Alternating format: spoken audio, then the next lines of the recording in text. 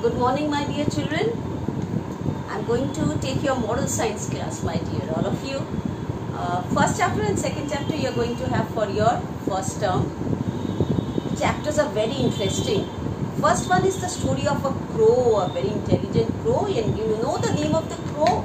The name of the crow is Croaka. Okay, and all the birds used to treat the crow very badly.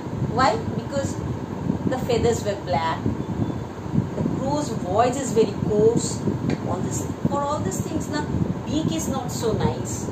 For that reason, you have seen a crow, na, so all of them see the crow is cawing, how bad, it's cawing, how bad it sounds. Look at the feathers black.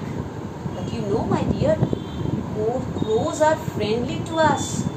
Why? Because they always clean up the dirt, the dirty things, they eat it up and they make the surroundings clean. So crow is our friend. You will treat crow as a friend because they eat up all the dirty things which are there in our neighborhood, surrounding the neighborhood. They eat the dead things which you find on the road, which you find outside lying over here and there, which are smelling bad. The crow eats them up. So they are cleaning. They are doing the work of a cleaner to clean the neighborhood. So crows are our friend. But the look, if you go to the looks, it is not good in looking. The crow is black, not good in looking. But here is a story. You know, the story is so nice. All of you open your book to page 5. It's a very nice story. The Croaka the crow was different from other birds. Who is different from other birds? Her feathers were not as bright as the colors on the kingfisher. The kingfisher, you know, the kingfisher who eats fish.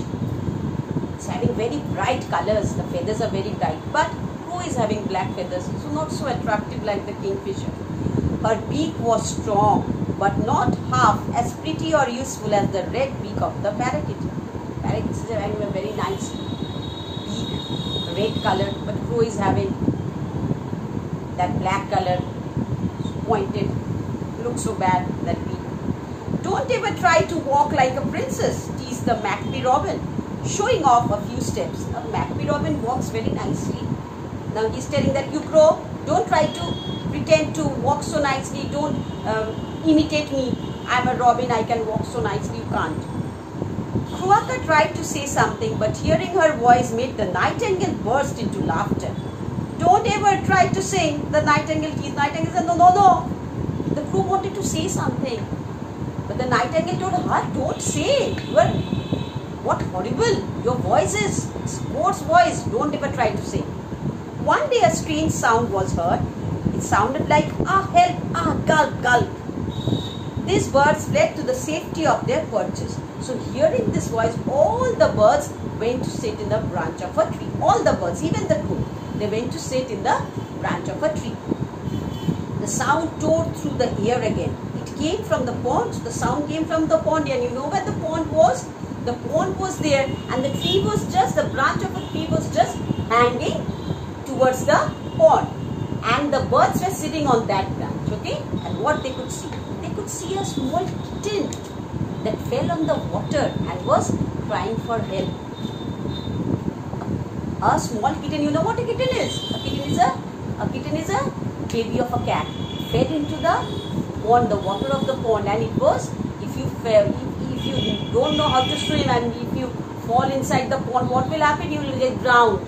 Okay? So the same thing was happened with the kitten. The kitten was trying to save itself, but it couldn't. Now the birds are telling, oh ma, what will happen? Try to save that kitten, but no one was coming to save the kitten. Everyone was shouting, all the birds.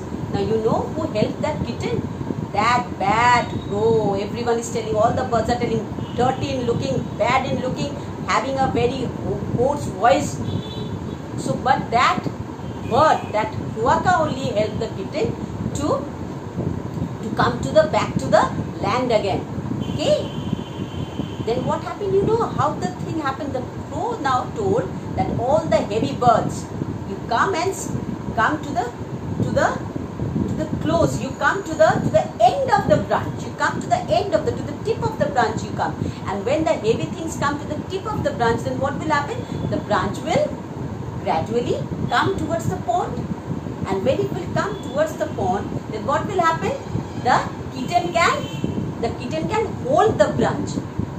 The kitten can hold the branch, and then the kitten can go to the back to its land again. So it will be free from the water. Okay. So everyone is taking, save him, save him. Kruaka fell down to the thin branch hanging over the water. The other birds shrieked and screeched, yelled and cried as the kitten bobbed in the water.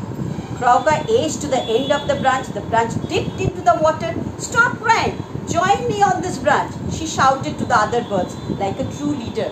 So she became a leader at the crisis period and told that, yes, birds, you come, you follow me. So when the branch grew heavier, because the birds are coming towards the end of the tip of the branch, then the branch is coming heavy, and when the things come heavy, it comes towards the downward place, towards the ground it comes, and the same thing happened with the branch of the tree. It came to the down. Then hawk, pigeon, drongo, magpie, myna, babbler, babble, with every bird landing on the branch, it dipped close to the water. She did not have to call for the smallest. By now, the weight of the birds had bent the branch low over the water. The kitten grabbed it. Oops! The weight of the wet kitten almost pulled all the birds into the water. Let's go, fly, ordered Kruaka. Now Kruaka told, see, the kitten, it held the branch. Now all the birds fly over. And when all the birds flew, then the branch came up. And the kitten came down on its old place, okay, on the land. The terrified birds flew off in a flurry of feathers. The branch was lighter and the kitten went flying, landing on the bank with a soft thud sound. Okay, she ran into her mother's arms, and the kitten, on landing, what it did, it went to the mother's arms. So when you feel very frightened, you go to your mother's arms. So the same thing happened with the kitten. Thanks, Kruaka, the kitten's mother said. You saved my baby. You may not have pretty feathers, she said, but you have a heart of gold. You are the smartest, kindest and bravest bird, said the kitten. Kruaka smiled. I am glad to be of help. From that day, the other birds never made fun of Kruaka. Never judge a bird by its feather, they said. Now, after that incident, what happened, you know, all the birds told her, now Kruaka, maybe she is bad in looking, but she is a very helpful bird. She is very intelligent also. And from that day onwards, they stopped teasing Kruaka. Okay? And we should always judge a person by its quality, by its talent, never by the outside appearance. It may happen that a person is having a very good appearance, beautiful in looking, but having a very bad heart.